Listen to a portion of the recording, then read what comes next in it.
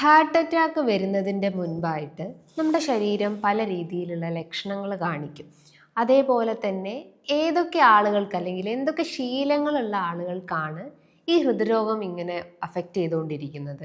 നമ്മളിപ്പോൾ ചായയും കാപ്പിയും ഒക്കെ സ്ഥിരമായിട്ട് കുടിക്കുന്ന ആളുകൾക്ക് അല്ലെങ്കിൽ മധുരട്ട ചായയും കാപ്പിയോ കുടിക്കുന്ന ആളുകൾക്കൊക്കെ ഹൃദ്രോഗത്തിൻ്റെ സാധ്യതയുണ്ടോ, അങ്ങനെ കുറേ സംശയങ്ങളുണ്ടാവും. അപ്പം നമുക്ക് ഇന്നത്തെ വീഡിയോയിലൂടെ ഹൃദ്രോഗം എന്താണ്, അതിൻ്റെ ലക്ഷണങ്ങൾ എന്തൊക്കെയാണെന്നൊന്ന് ഡിസ്കസ് ചെയ്യാം. ഹായ്, ഞാൻ doctor Juhi Das, QNB health കെയറിലെ ഹോമിയോപ്പതിക് ഫിസിഷ്യനാണ്.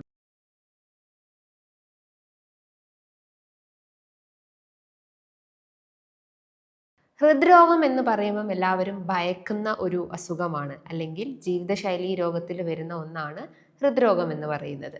ഈ ഹൃദ്രോഗം വരാൻ ഒരുപാട് കോസസ് ഉണ്ട്, അല്ലെങ്കിൽ ഒരുപാട് കാരണങ്ങൾ ഉണ്ടാവും.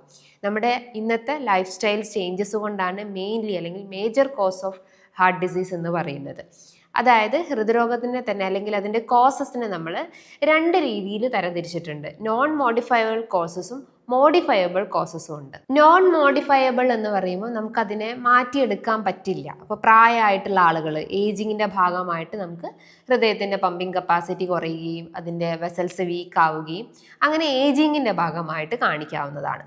രണ്ടാമത്തേത് ജെനറ്റിക് ഹിസ്റ്ററി. ജെനറ്റിക് എന്ന് പറയുമ്പം പാരമ്പര്യമായിട്ട് ഈ ഒരു ഹൃദ്രോഗത്തിൻ്റെ സാധ്യതകളുള്ള ആളുകളാണെങ്കിൽ അങ്ങനെയും നമുക്ക് അത് വരാനുള്ളൊരു ചാൻസസ് ഉണ്ട്. മൂന്നാമത്തേത് ചില മെയിൽ ഫീമെയിൽ ക്യാരക്ടേഴ്സ് നോക്കുമ്പോൾ മെയിൽസിനാണ് ഏറ്റവും കൂടുതൽ, അല്ലെങ്കിൽ പുരുഷന്മാരിലാണ് ഇത് ഏറ്റവും കൂടുതൽ വർദ്ധിച്ചു വരുന്നത്. അത് പഠനങ്ങളിൽ പറഞ്ഞിട്ടുണ്ട്. അതൊക്കെ ഒരു നോൺ മോഡിഫയബിൾ കോസസ് ആണ്. മോഡിഫയബിൾ കോസസ് എന്ന് പറയുമ്പം smoking, alcohol addictions, obesity, diabetes, fatty liver, അങ്ങനത്തെ കണ്ടീഷൻസിനോട് അസോസിയേറ്റ് ചെയ്തിട്ട് അല്ലെങ്കിൽ അങ്ങനത്തെ ബുദ്ധിമുട്ടുകളുള്ള ആളുകളാണെങ്കിൽ അതിനോട് ഭാഗമായിട്ടും നമുക്ക് ഈ ഒരു ഹൃദ്രോഗത്തിൻ്റെ സാധ്യതയുള്ളതാണ്. അതേപോലെ തന്നെ നമ്മളെ ഭക്ഷണ രീതിയിൽ ഉണ്ടാവുന്ന മാറ്റങ്ങൾ, ഈ കൊളസ്ട്രോൾ കൂടിയിട്ടുള്ള കേസസിലാണ്, അല്ലെങ്കിൽ അമിതമായിട്ടുള്ള LDL കൊളസ്ട്രോൾ ശരീരത്തിൽ കൂടി വരുമ്പോഴാണ് നമുക്ക് ഹൃദ്രോഗത്തിൻ്റെ ബുദ്ധിമുട്ടുകൾ തുടങ്ങിക്കൊണ്ടിരിക്കുന്നത്. LDL കൊളസ്ട്രോൾ എന്ന് പറയുമ്പം ചീത്ത ഇനം കൊഴുപ്പുകളാണ്, ലോ ഡെൻസിറ്റി ലിപ്പോപ്രോട്ടീൻസ് ആണ്. അത് നമ്മുടെ ഓർഗൻസിന് ചുറ്റുമായിട്ടും അല്ലെങ്കിൽ ഓർഗൻസിന് സ്ഥിതി ചെയ്യുന്ന വെസൽസിലെല്ലാം ഡിപ്പോസിറ്റ് ചെയ്തിട്ട് ഒരു ബ്ലോക്ക് ടെൻഡൻസിയാണ് അവിടെ ക്രിയേറ്റ് ചെയ്യുന്നത്. എന്നാൽ നല്ല ഇനം കൊഴുപ്പുകൾ ശരീരത്തിൽ എന്താ ചെയ്യുന്നത്, നമ്മുടെ മെറ്റബോളിസം ബൂസ്റ്റപ്പ് ചെയ്യാനും ശരീരഭാരം നിയന്ത്രിക്കാനും ബ്രെയിൻ ഹെൽത്തും ഹാർട്ട് ഹെൽത്തും ഒന്ന് ഇംപ്രൂവ് ചെയ്യാനാണ് ഗുഡ് കൊളസ്ട്രോൾ അല്ലെങ്കിൽ HDL കൊളസ്ട്രോൾ, ഹൈ ഡെൻസിറ്റി ലിപ്പോപ്രോട്ടീൻസ് എന്ന ആ ഒരു ഗുഡ് ഫാറ്റ് ശരീരത്തിൽ ചെയ്യുന്നത്. ഈ LDL കൊളസ്ട്രോൾ കൂടുമ്പോഴാണ് ഈ പറഞ്ഞിട്ടുള്ള ഹൃദ്രോഗത്തിൻ്റെ ബുദ്ധിമുട്ടുകൾ ഉണ്ടാവുന്നത്. അതേപോലെ തന്നെ നിങ്ങളെ ഭക്ഷണത്തിൽ ഉണ്ടാവുന്ന അമിതമായിട്ട് നിങ്ങൾ കഴിക്കുന്ന ജങ്ക് ഫുഡ്, ഫാസ്റ്റ് ഫുഡ്, അതൊക്കെ അമിതമായിട്ട് കഴിക്കുക. കാരണം അതിൽ ഒരു ട്രാൻസ് ഫാറ്റ് ആണ് ആഡ് ചെയ്തിട്ടുള്ളത്. അതേപോലെ തന്നെ പ്രിസർവേറ്റീവ്സ് അമിതമായിട്ട് ആഡ് ചെയ്തിട്ടുണ്ട്. അത് നമ്മുടെ രക്തക്കുഴലുകൾക്ക് ബ്ലോക്കേജ് ഉണ്ടാക്കുകയും കൊളസ്ട്രോൾ പ്ലാക്സ് പോലത്തെ ഫാറ്റി ഡിപ്പോസിഷൻസ് ഈ പറഞ്ഞിട്ടുള്ള രക്തക്കുഴലുകൾ അടിഞ്ഞുകൂടുകയും അവിടെ ബ്ലഡ് വെസൽസ് എല്ലാം ക്ലോട്ട് ആവുകയും അത് ബ്ലോക്ക് ടെൻഡൻസി ഉണ്ടാക്കുന്നു. അതിലേക്ക് സർക്കുലേഷൻസ് ബ്ലോക്ക് ആവുകയും അങ്ങനെ ഓക്സിജൻ ലെവൽ കുറയുകയും കൊറോണറി ആർട്ടറി പോലത്തെ വെസൽസിൽ ബ്ലോക്കേജ് ഉണ്ടാക്കുകയും അത് പിന്നീട് ഹൃദയാഘാതത്തിൻ്റെ പ്രശ്നങ്ങളിലേക്ക് ലീഡ് ചെയ്യുകയാണ് ചെയ്യുന്നത്. അതേപോലെ തന്നെ നിങ്ങൾ ഒട്ടും വ്യായാമങ്ങൾ ചെയ്യുന്നില്ല, അമിതമായിട്ട് ശരീരഭാരം കൂടി വരുന്നു, ഒട്ടും വ്യായാമമില്ലാത്തൊരവസ്ഥയാണെങ്കിൽ അത് പെട്ടെന്ന് തന്നെ ഹൃദ്രോഗ സാധ്യത കൂടുന്നതാണ്. ഇനി ഇതിൻ്റെ ലക്ഷണങ്ങൾ നോക്കുകയാണെങ്കിൽ വ്യത്യസ്തമായിട്ടുള്ള ലക്ഷണങ്ങളായിരിക്കും. ഒന്നാമത്തേത് ചെസ്റ്റ് പെയിൻ, അതായത് ചെസ്റ്റിൻ്റെ ഭാഗത്ത് അല്ലെങ്കിൽ ഈ നമ്മുടെ ഈ നെഞ്ചിൻ്റെ ഭാഗത്ത് എസ്പെഷ്യലി ലെഫ്റ്റ് സൈഡിലായിട്ട് നമുക്കൊരു പെയിൻ, അത് കുത്തിപ്പറിക്കുന്ന പോലത്തെ ഒരു പെയിൻ ഫീൽ ചെയ്യാവുന്നതാണ്. അത് നമ്മുടെ ശരീരം മോഷൻസ് കൊടുക്കുമ്പോൾ അല്ലെങ്കിൽ ബോഡി മൂവ്മെൻറ്റ്സ് കൊടുക്കുമ്പം അത് പെയിൻ കൂടാനുള്ള ചാൻസസ് ഉണ്ട്. ഈവൻ നമ്മൾ റെസ്റ്റ് എടുത്ത് കഴിഞ്ഞാലും നമുക്കൊരു റിലീഫ് ഫീൽ ചെയ്യാറില്ല. ചില കേസസിൽ നമ്മുടെ ആ ഒരു പെയിൻ, ചെസ്റ്റ് പെയിന് കൈകളിലോട്ട് ഇറങ്ങി വരും, ലെഫ്റ്റ് സൈഡിലേക്ക് ഇങ്ങനെ കൈകളിലേക്കൊക്കെ ഇങ്ങനെ വ്യാപിക്കാനുള്ള ഒരു ടെൻഡൻസി ഉണ്ട്. അതേപോലെ താടിക്ക് ഒരു പെയിൻ ഫീൽ ചെയ്യുക, ഷോൾഡറിലേക്ക് പെയിൻ റേഡിയേറ്റ് ചെയ്യുക, പിൻഭാഗത്തേക്ക് പെയിൻ റേഡിയേറ്റ് ചെയ്യുക, അതായത് ഒരു ജനറലൈസ്ഡ് ആയിട്ടുള്ളൊരു പെയിൻ ഫീൽ ചെയ്യാവുന്നതാണ്. അത് ഏകദേശം ഒരു 2 മിനിറ്റ് മുതൽ 5 മിനിറ്റ് വരെയൊക്കെ ഇങ്ങനെ ഇടവിട്ട് ഇങ്ങനെ നമ്മുടെ അറ്റാക്ക് ചെയ്തുകൊണ്ടിരിക്കാനുള്ളൊരു ചാൻസസ് ഉണ്ട്. അതോടൊപ്പം തന്നെ നിങ്ങൾക്ക് ബ്രീത്തിങ് ഡിഫിക്കൽട്ടി ഫീൽ ചെയ്യാവുന്നതാണ്. ഒരു തടസ്സം അല്ലെങ്കിൽ ഒരു കംപ്ലീറ്റ് ആയിട്ട് നമുക്ക് ബ്രീത്ത് ചെയ്യാനും ബ്രീത്ത് ഔട്ട് ചെയ്യാനും ഒന്നും പറ്റാത്തൊരവസ്ഥ വരുന്നു. ഒരു ബ്രീത്തിങ് അല്ലെങ്കിൽ ഒരു ഒബ്സ്ട്രക്ഷൻസ് ഫീൽ ചെയ്യാവുന്നതാണ്. അതോടൊപ്പം തന്നെ നിങ്ങൾ ശ്വാസം എടുക്കുക അല്ലെങ്കിൽ ഒരു കിതപ്പ് അല്ലെങ്കിൽ പാൽപിറ്റേഷൻസ് ഫീൽ ചെയ്യാവുന്നതാണ്. ഭയങ്കരമായിട്ട് ഹാർട്ട് ഇടിക്കുന്ന പോലെയൊക്കെ ഒരു ടെൻഡൻസി ഉണ്ടാവാൻ ചാൻസസ് ഉണ്ട്. ഈ പറഞ്ഞിട്ടുള്ള ചെസ്റ്റ് പെയിൻ വരുന്ന സമയത്ത് പേഷ്യൻ്റ് പ്രസൻറ്റ് ചെയ്യുന്ന ഒരു സൈൻ അല്ലെങ്കിൽ ഒരു ലക്ഷണം എന്ന് പറയുന്നത് ലിവൈൻ സൈൻ ആണ്. ലിവൈൻ സൈൻ എന്ന് പറയുമ്പം ഈ പറഞ്ഞിട്ടുള്ള കൈ ഇങ്ങനെ മുഷ്ടി പിടിച്ചിട്ട് ജസ്റ്റ് നമ്മളെ ചെസ്റ്റിൻ്റെ ഭാഗത്തായിട്ട് ഇങ്ങനെ ഹോൾഡ് ചെയ്ത് നിർത്തും. അതിനെയാണ് നമ്മൾ ലിവൈൻ സൈൻ എന്ന് പറയുന്നത്. അപ്പം നമുക്ക് ഊഹിക്കാം അവർക്ക് സിവിയർ ആയിട്ടുള്ള പെയിൻ ഫീൽ ചെയ്യുന്നുണ്ടെന്ന്. അതോടൊപ്പം തന്നെ ശരീരം ഫുള്ളായിട്ട് വേർക്കുക, ഓവർ സ്വെറ്റിംഗ് ഉണ്ടാവുക. ഈവൻ ക്ലൈമറ്റ് ചേഞ്ചസ് വന്നു കഴിഞ്ഞാലും അല്ലെങ്കിൽ ഒരു കോൾഡ് ക്ലൈമറ്റ് ആയാലും ഈവൻ നമ്മളെ ബോഡി തന്നെ ഇങ്ങനെ സെറ്റ് ചെയ്തുകൊണ്ടിരിക്കുക, അല്ലെങ്കിൽ ഓവറായിട്ട് വേർക്കുന്ന ഒരു അവസ്ഥ ഉണ്ടാവുക. ഓക്കാനിക്കാൻ വരിക, അല്ലെങ്കിൽ കംപ്ലീറ്റ് ആയിട്ട് ഒരു വൊമിറ്റിംഗ് ഫീലിംഗ് ഇല്ല, എന്നാൽ ഒരു മനം പെരട്ടൽ പോലത്തെയൊക്കെ സെൻസേഷൻസ് ഫീൽ ചെയ്യാവുന്നതാണ്.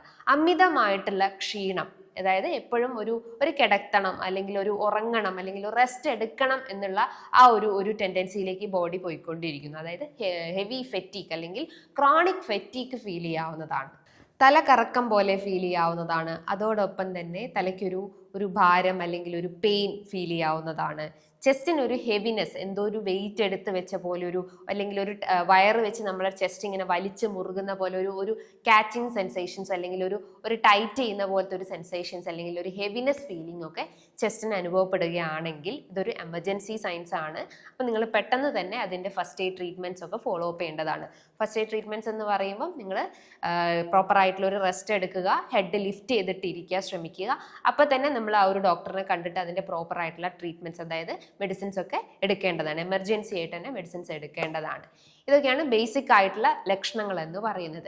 ഇനി ഈ ഒരു ബുദ്ധിമുട്ടുകളെ അല്ലെങ്കിൽ ഹൃദ്രോഗം വരാനുള്ള ആ ബുദ്ധിമുട്ടുകളെ നമുക്ക് എങ്ങനെ മറികടക്കാം, അല്ലെങ്കിൽ ഭക്ഷണത്തിലൂടെ എങ്ങനെ നമുക്കത് മാറ്റിയെടുക്കാം എന്നാണ് ശ്രദ്ധിക്കേണ്ടത്.